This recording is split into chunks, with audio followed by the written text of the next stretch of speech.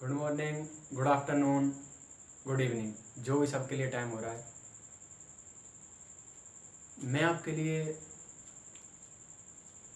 11th और 12th दोनों की फिजिक्स लेकर के आया हूँ। ये जो सब्जेक्ट है सबके मन में फोबिया बना रहता है कि थोड़ा डर डर डर, बस किसी भी एग्ज़ाम अगर आ रही है तो इसी का ही फोबिया बना रहता है पूरा। तो IIT JEE mains, advance, NEET और जितने भी डिफेंस वगैरह के एग्ज़ाम है, नेवी, एयरफोर्स, सब में जिनमें एक अच्छे लेवल की फिजिक्स आ रही है, तो I will try to give my 100%। और मैं पहले ही बता देता हूँ डियर कि मैं इसमें थ्योरी पोर्शन को कवर नहीं करूँगा। क्यों? क्योंकि थ्योरी पोर्शन तुमको कहीं से भी पढ़ने को मिल जाएगा। तुम्हारे टीचर्स ने 11th-12th में तुमको पढ़ाया होगा, वहाँ से पढ़ना, बहुत बेहतर तरीके से पढ़ाते थे। थ्योरी पोर्शन पढ़ना और जो फॉर्मूले हैं उनको थोड़ा अच्छे से देखना।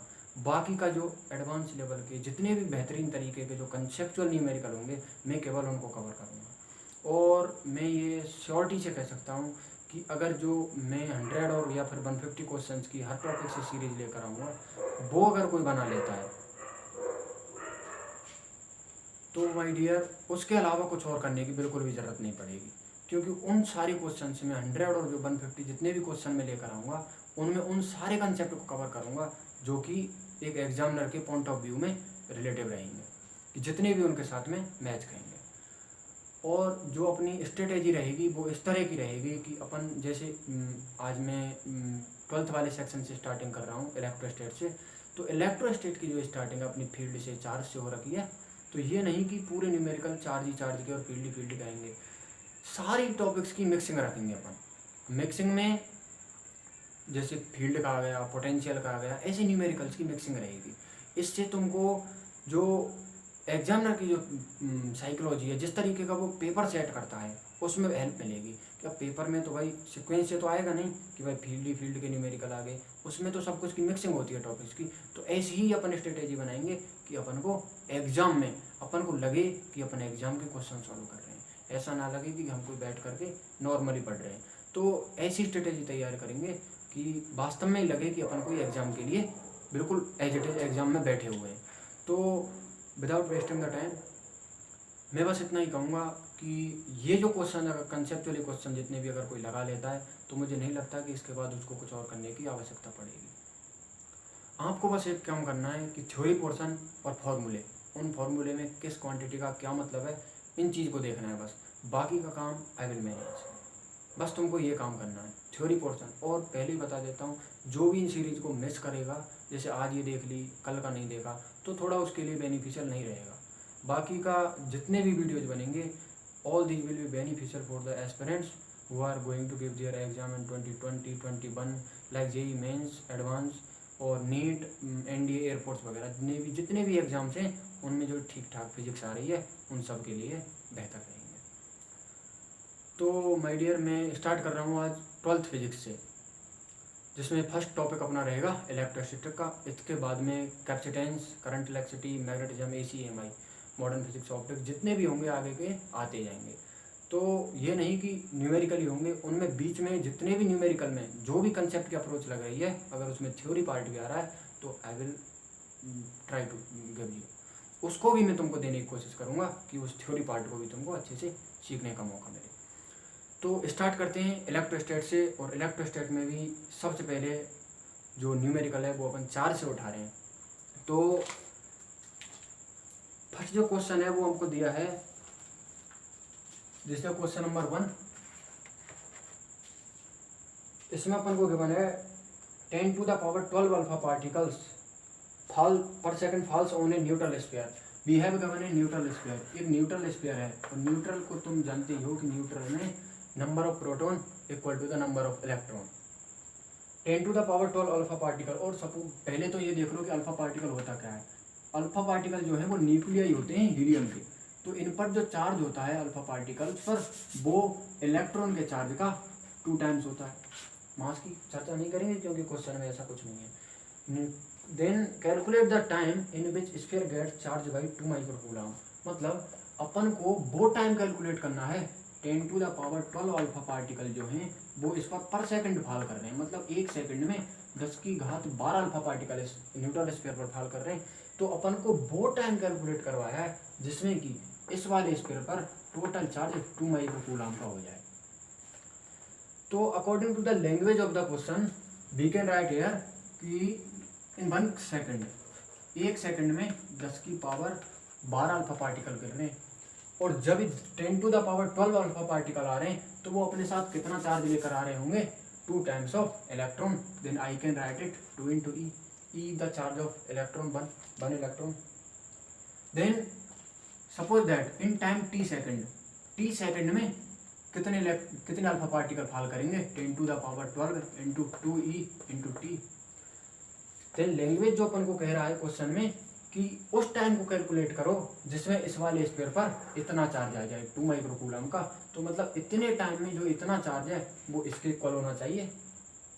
तो इन दोनों को मैं इक्वल कर सकता हूँ, 10 to the power 12 2 into e into t is equal to 2 into 10 to the power -6। This the value of micro, 10 to the power -6. Then I can get easily the value of time. This will be 2 into 10 to the power -6 by 10 to the power 12 into 2 into E. E return charge on the one electron 1.6 into 10 to the power -19. Then you will get the value of time easily here. अब देखो ये questions को very करेगा, इसका जो answer है वो आ रहा है 6.25 second.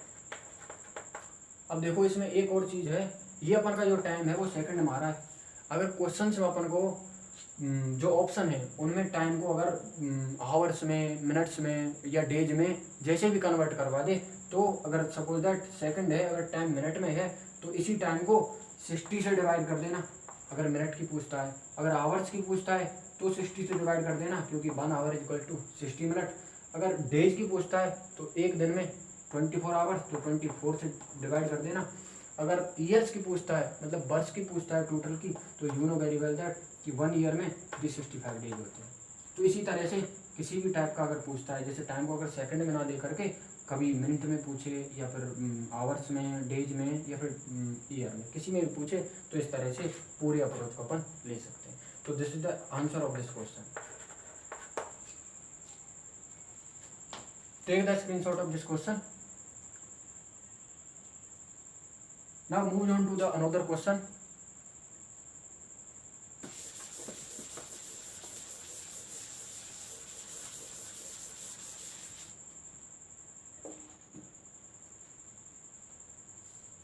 In this question, this is from the electric field. पहले कहा था कि ये क्वेश्चन रेंडमली रहेंगे ताकि तुमको लगे कि अपन जो है वो एक एग्जाम में बैठे हुए हैं, ऐसा लग रहा है। तो ये क्वेश्चन इलेक्ट्रिक फील्ड से है और इसमें कहा है कि एक point charge Q kept at A 0,0, मतलब एक कोऑर्डिनेट सिस्टम दिया हुआ है जिसमें एक पॉइंट है A जो ओरिजिन पर है और यहाँ पर एक चार्ज रखा हुआ है ओरिजिन पर, पॉइंट A पर। और इसमें अपन को बोला है then calculate the electric field at point B x, y, मतलब एक पॉइंट जो आर्बिट्ररी है x बाई प्लेन में, इस पर अपन को पॉइंट B पर इलेक्ट्रिक फील्ड की वैल्यू फाइंड आउट करनी है in vector form. Then first of all you have to know that electric field intensity due to a point charge written by E is equals to kq by r square. But in this question we have asked the value of the electric field in vector form. अपन से सदिश रूप में इसको electric field को calculate करवाया है, तो vector form जब मैं इसका रखूंगा तो we have to also show the direction of the field, then I will have to use the r cap. This is the unit vector. Physics में इस यूनिट वेक्टर का काम है बस डायरेक्शन दिखाना, इसका और कोई काम नहीं है, ये केवल डायरेक्शन शो करता है। तो पॉइंट चार्ज ये है और ये इस पॉइंट पर इलेक्ट्रिक फील्ड निकालना है, तो this is the position vector, this is y and this is x। Then I can write unit vector r vector will be this point lies in x and y plane, then I can write x I cap plus y j cap. This is the r vector. और इस r cap को अगर मैं आगे extend करता हूं तो r cap को लिखा जाएगा r vector by magnitude of r। देखो इसको अगर आगे बढ़ाते हैं तो E will be k q y magnitude of r का q into r vector. Now nothing left. अब बस r का मैग्नीट्यूड लिखना है अपन को यहाँ पर. दिस द वेक्टर, और वेक्टर का मैग्नीट्यूड कैसे लिखाया जाएगा? 11th क्लास में पढ़ा होगा, x square plus y square. इसको इजीली लिख सकते हैं. अब कुछ नहीं, बस r का मैग्नीट्यूड मिल गया और r वेक्टर ये मिल गया.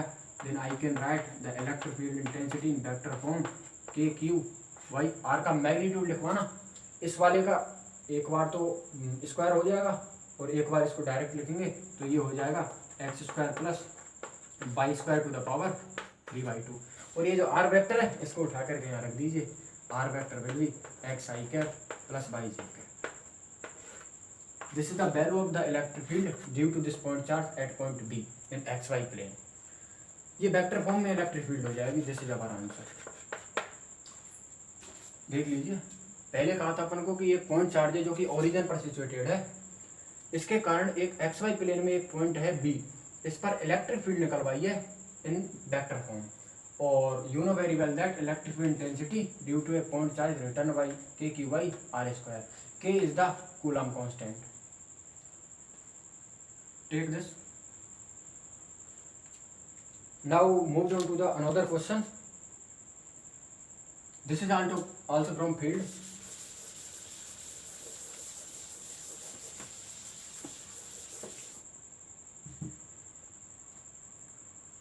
Two point charge equal to NQ are placed at the corner of a equilateral triangle. एक इक्विलेटरल ट्रायंगल दिया है मुझे, इसके दो वर्टिसेज पर NQ चार्जेस रखे हुए हैं और n का एक रिलेशन दिया हुआ है मुझे, n inverse is less than √3. ये रिलेशन दिया हुआ है. Are placed at the corners of an equilateral triangle of side A. इसका साइड दिया हुआ है ए. इक्विलेटरल है, तीनों साइड सेम होंगी. Then electric field at the third corner is E3. मतलब इस वाले जो कॉर्नर है उस पर जो इलेक्ट्रिक फील्ड है उसको E3 लिखा जा रहा है. Then find the relation between E3 and E0. देखो E0 को लिखा है इसने यहाँ पर, E0 को लिखा है KQ/A². और जो इस थर्ड वाले कॉर्नर पर जो इलेक्ट्रिक फील्ड है उसको लिखा है E3. इस क्वेश्चन में अपन को ऑप्शन अवेलेबल है 1, 2, 3 एंड 4. फर्स्ट ऑप्शन है E3 is equal to E0 and second is E3 is greater than E0 and third is E3 less than E0, fourth and nine. ये जो इंपॉर्टेंट है, ये जो रिलेशन है ये इंपॉर्टेंट है. इसमें एक बार खुद से ट्राई करिए. दो पॉइंट चार्जेज हैं NQ और जिन दोनों के कारण जो थर्ड कॉर्नर पर जो फील्ड है उसको E3 लिखा है और E3 और E0 का एक रिलेशन फाइंड करना है अपन को. ये चार ऑप्शन के बने. देखिए एक बार ट्राई करिए.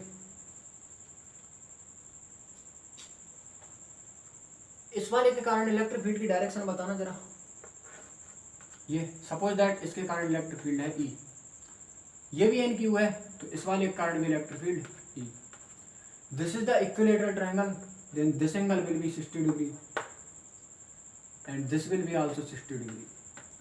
और you know very well that जब दो वेक्टर 60 डिग्री के एंगल पर और सेम मैग्नीट्यूड के जा रहे हों तो जिनका इनका जो ई नेट होगा, मतलब ई नेट जो होगा, और देखो इस जो ई नेट को हो, मतलब इस वाले कॉर्नर पर ई नेट को क्या लिखा है E3. तो E3 की वैल्यू क्या हो जाएगी? √3 टाइम्स ऑफ E. जब 60 डिग्री पर दो वेक्टर जा रहे हों, ये वेक्टर की जो चीज़ें हैं थोड़ी बहुत 11th में पढ़ी होंगी, इनको थोड़ा देख लेना. तो √3 ही लिख सकता हूँ मैं इसको. तो E3 को क्या लिख सकता हूँ मैं? √3E.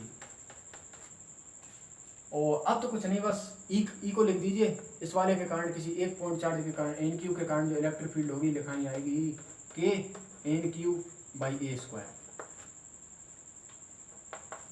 इसको आगे बढ़ाइए. इसको क्या लिख सकता हूँ मैं? NKQ/A². ये जो रिलेशन मेरे को क्वेश्चन में पहले ही गिवन था कि KQ/A² को E0 लिखा जा रहा है, तो इस वाली क्वांटिटी को मैं E0 लिख सकता हूँ. अब तो कुछ नहीं, बस उस रिलेशन का यूज करना है और इन ऑप्शंस पर नजर डालनी है थोड़ी बहुत. इसको क्या लिखा? E0. Then this will be √3 E0 E3.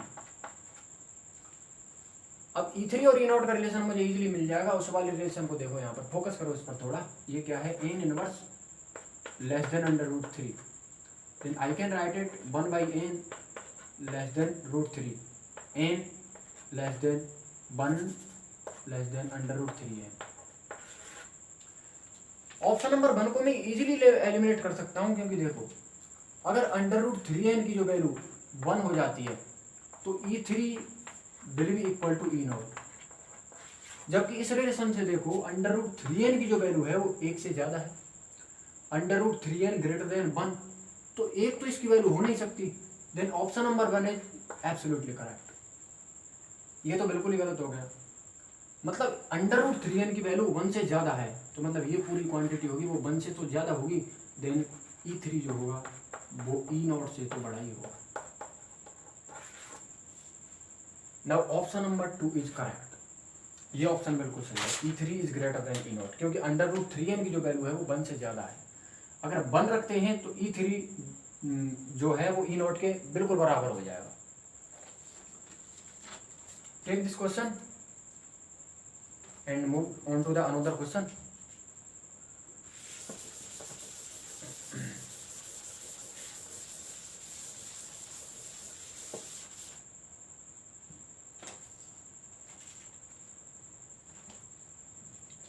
अगला क्वेश्चन है जिसमें एक हेक्सागन दिया है मुझे, 5 point charge each having magnitude Q are placed at the corner of hexagon as shown in figure. एक हेक्सागन दिया है मुझे इस टाइप का, और इसके 5 कॉर्नर्स पर Q चार्ज सिचुएटेड है।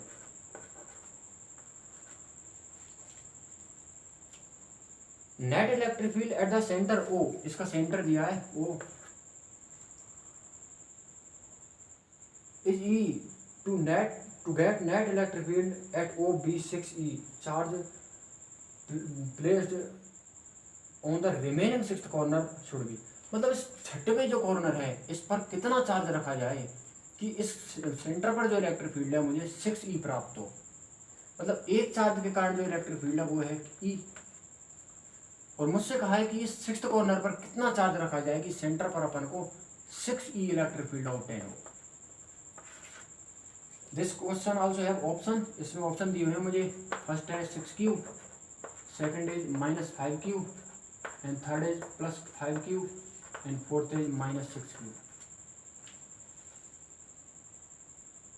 देखो इस वाले चार्ज के कारण जो डायरेक्शन होगी फील्ड की ये हो जाएगी, इस वाले के कारण डायरेक्शन ये हो जाएगी।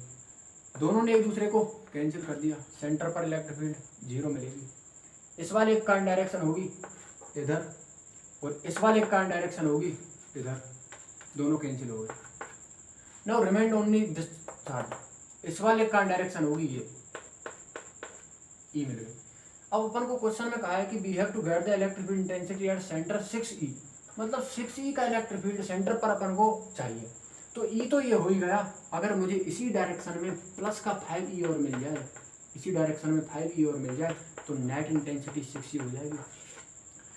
और ऐसा केवल एक ही केस में संभव है, सेकंड में। अगर मैं यहाँ पर माइनस का 5Q चार्ज रखता हूँ तो इस माइनस वाले के कारण जो डायरेक्शन होगी वो इधर आएगी 5E। So option number 2 is correct. 2 correct है क्योंकि इस वाले नेगेटिव वाले के कारण डायरेक्शन इस साइड में आएगी। अगर मैं प्लस का 5Q रखता हूँ तो प्लस वाले के कारण डायरेक्शन इधर हो जाती, वो हो जाती वैल्यू 5E, और 5E इधर और E इधर, तो नेट जो होती सेंटर पर मुझे 4E मिलती। इस वजह से option number 3 is incorrect and 6 is incorrect. Option number 2 is correct. Take it, move on to the another question.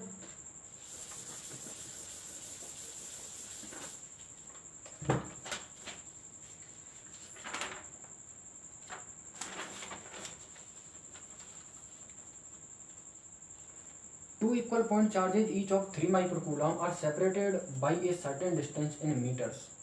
If they are located at I cap plus j cap plus k cap and 2I cap plus 3j cap plus 3k cap, then the electrostatic force between them is। मुझे 2 point charge दिए हुए हैं, दोनों का magnitude same है 3 microcoulomb and 3 microcoulomb. इसका जो locus है वो है I cap plus j cap plus के कैप, और सेकंड वाले का जो लोकस है वो है 2i cap plus 3j cap plus 3k cap, यही है 3k कैप। हाँ ठीक है। तो मुझे कहा है कि इन दोनों के बीच में जो इलेक्ट्रोस्टैटिक फोर्स होगा उसकी वैल्यू फाइंड आउट करनी है। फर्स्ट ऑफ ऑल खुद से ट्राई करिए, कुछ नहीं, बस इसमें एक कंसेप्ट है जो है पोजीशन वेक्टर का, 11th क्लास में थोड़ा बहुत पढ़ा होगा पोजीशन वेक्टर। तो दोनों के बीच में जो इलेक्ट्रोस्टैटिक फोर्स होगा, you know very well about that force will be coulomb force. Coulomb force होगा और उसको मैं लिखता हूँ F equal to k Q1 Q2 by r square से। F equal to k Q की वैल्यू है 3 × 3 × 10 टू द पावर माइनस का 12। अब बस केवल काम है मुझे पोजीशन वेक्टर फाइंड करना है, और पोजीशन वेक्टर कैसे फाइंड करूंगा मैं यहाँ का, that will B R2 vector minus R1 vector. This is the R2 vector and this is the R1 vector. यहाँ से इजीली मैं R वेक्टर की वैल्यू निकाल सकता हूँ, 2i cap minus i cap plus 2j cap plus 2 cap. अब बस यहाँ पर R वेक्टर का मैग्नीट्यूड और रखना है बस, that will be under the root of 1 square plus 2 square plus 2 square, that will comes out 4 4 4 1 9, that will be 3। ये R वेक्टर का मैग्नीट्यूड हो जाएगा। इसको यहाँ पुट करेंगे तो ये हो जाएगा R का square 9, then you will get the value of force 9 × 10 to the power 9 × 3 × 3 9, ये कैंसिल हो जाएगा, into 10 to the power minus का 12, then you will get the electrostatic force between them 9 × 10 to the power minus का 3 newton. This is your final answer. आज के लिए इतना ही।